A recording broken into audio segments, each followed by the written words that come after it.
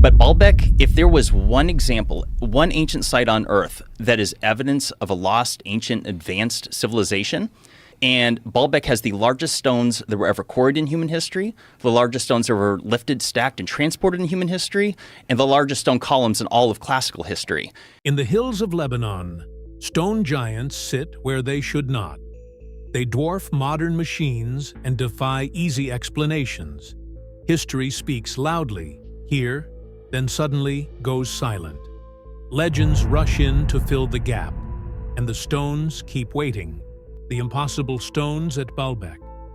A single stone block in Lebanon weighs 1,500 tons, heavier than 10 blue whales stacked together. Our most powerful cranes today can barely lift 20% of that.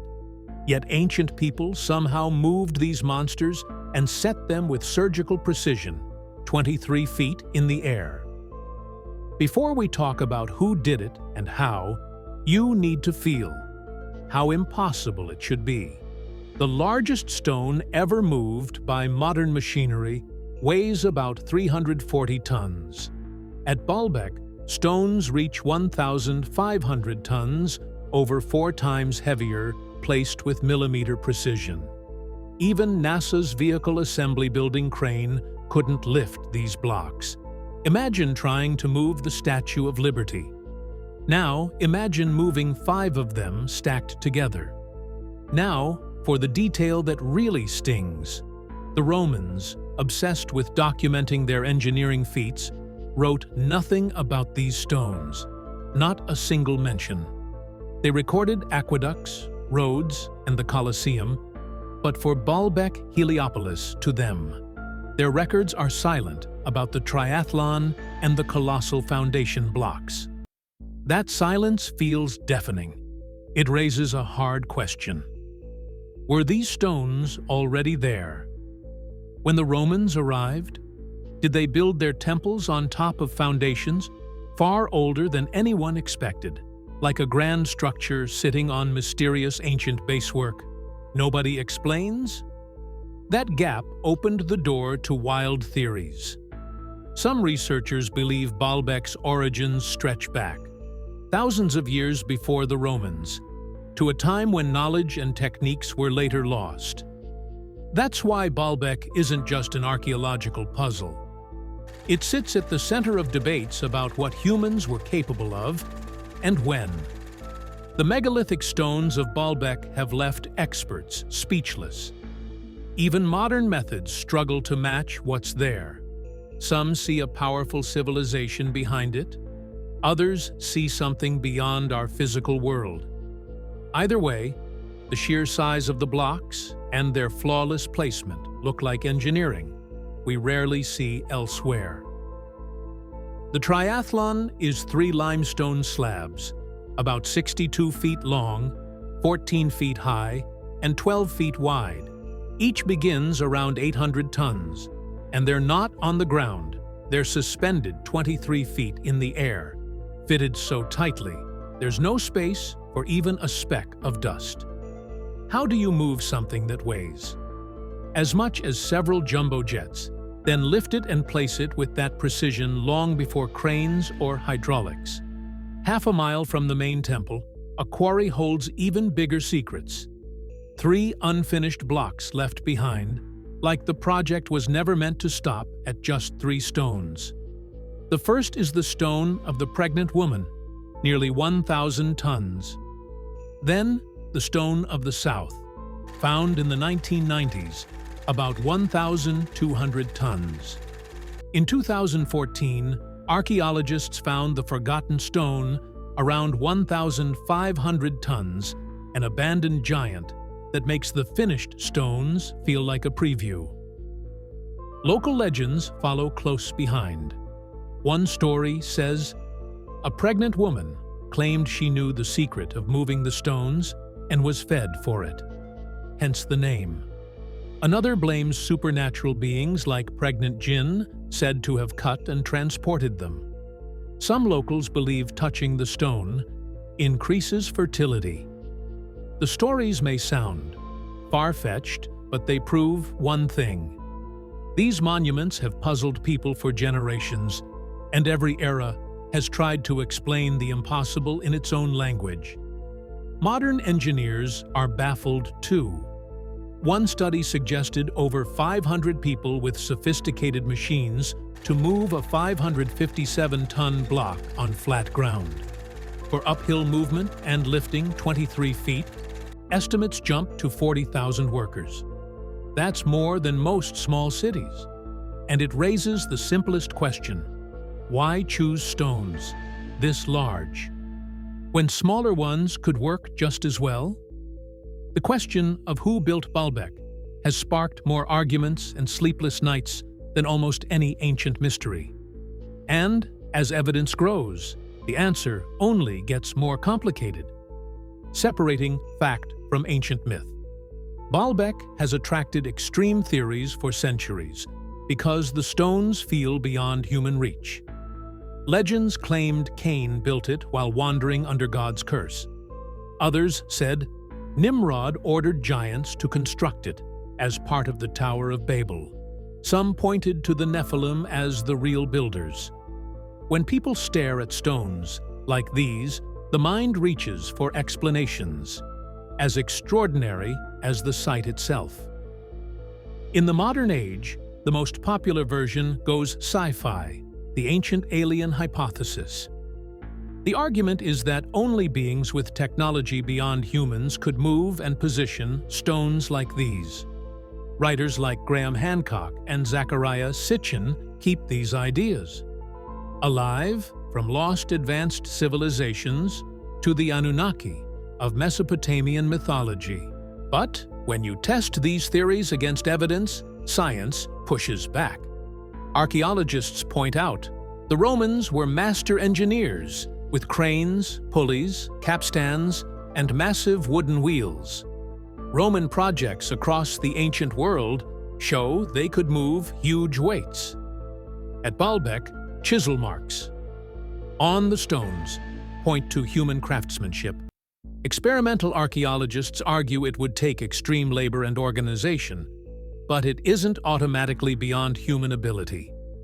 Still, skeptics say these explanations don't fully account for the heaviest stones, which seem to exceed known limits of Roman machinery.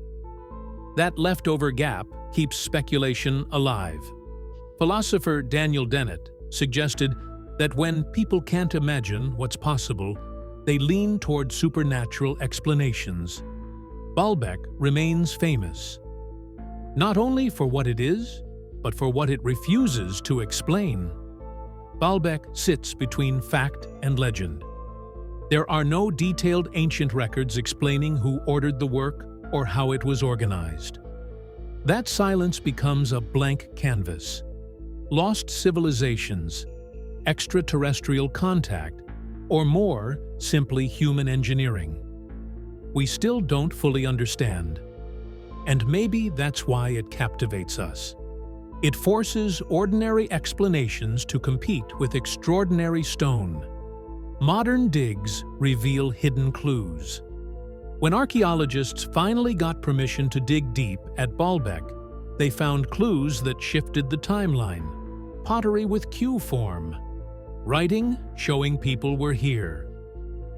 Thousands of years before the Romans, stone blueprints carved into temple floors, and construction techniques matching buildings in Jerusalem with impossible precision. While everyone debates how stones were moved, a century of careful investigation has been quietly changing what we think Baalbek even is. The modern scientific story begins in 1898, when Kaiser Wilhelm II of Germany visited the site. That visit sparked excavations that ran until 1904.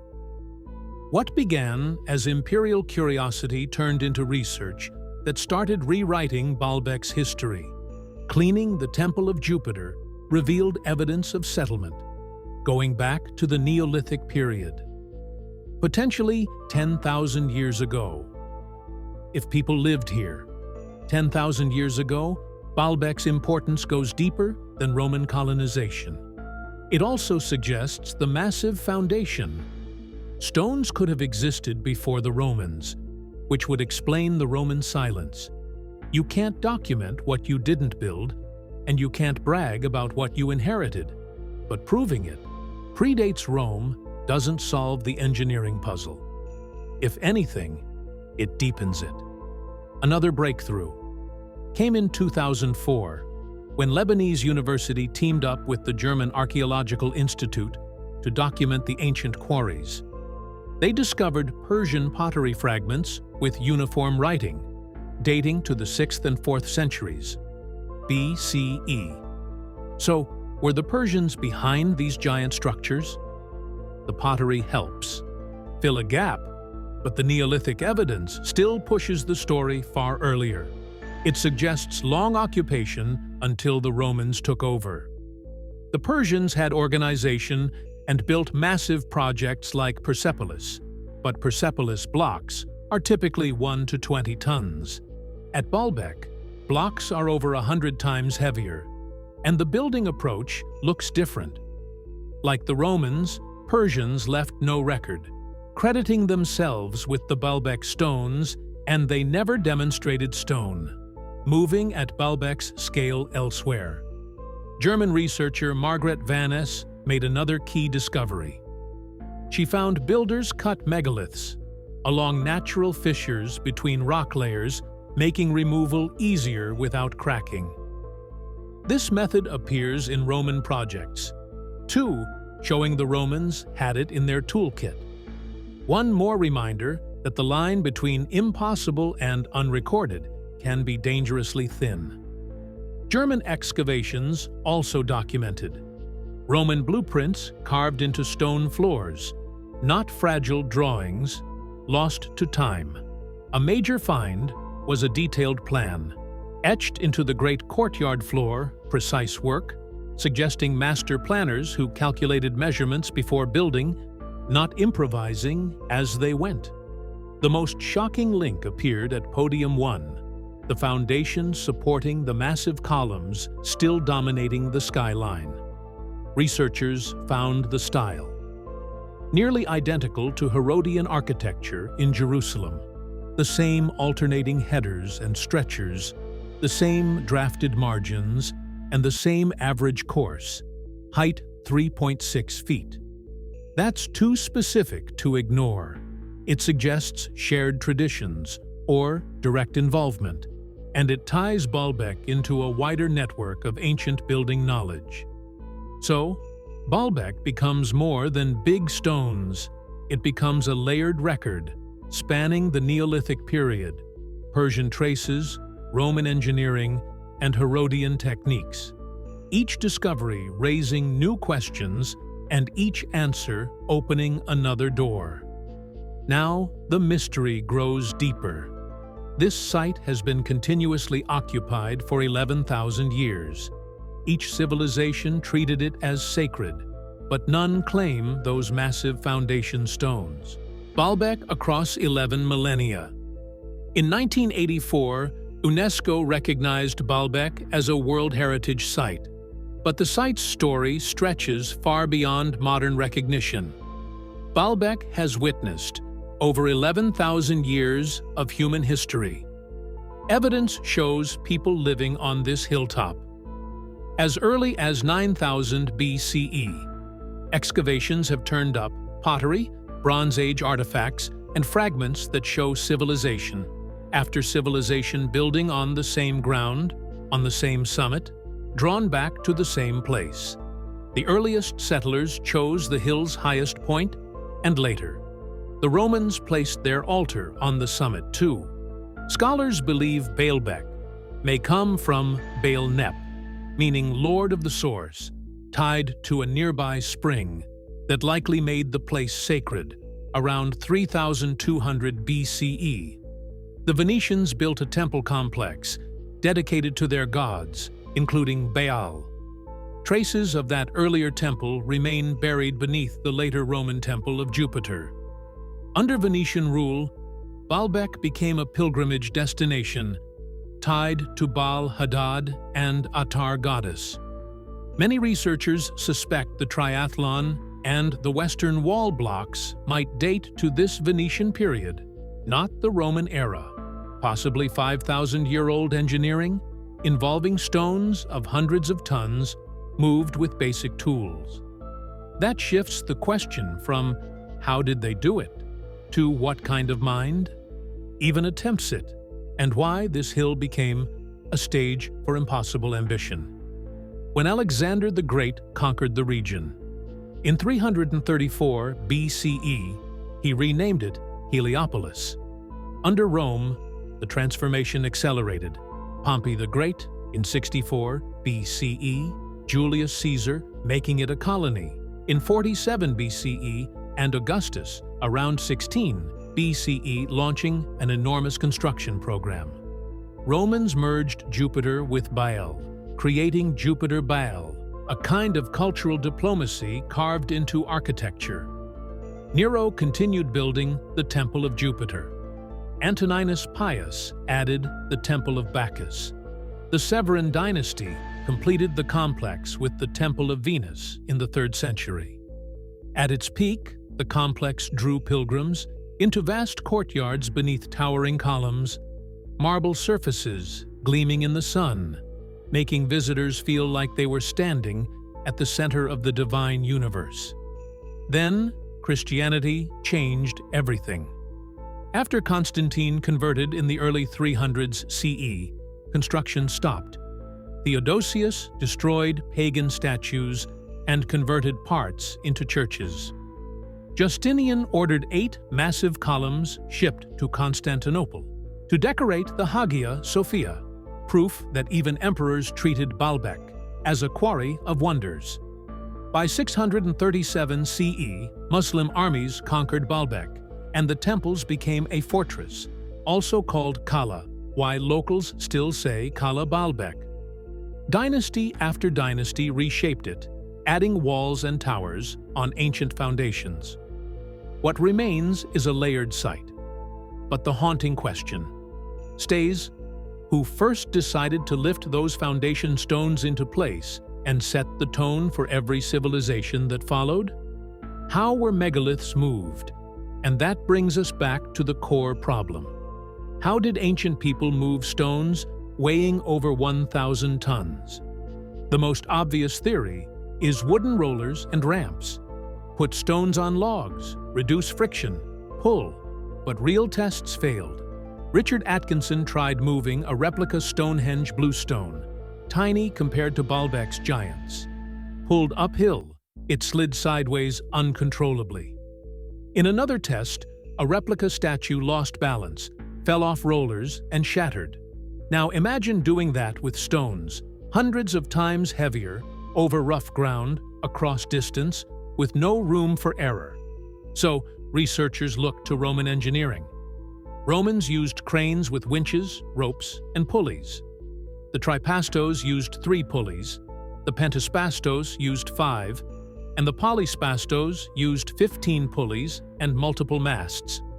With tread wheels, capacity improved further. For major jobs, they built huge wooden lifting towers powered by teams of people and animals, coordinated like living machines. Ancient workers were not unskilled.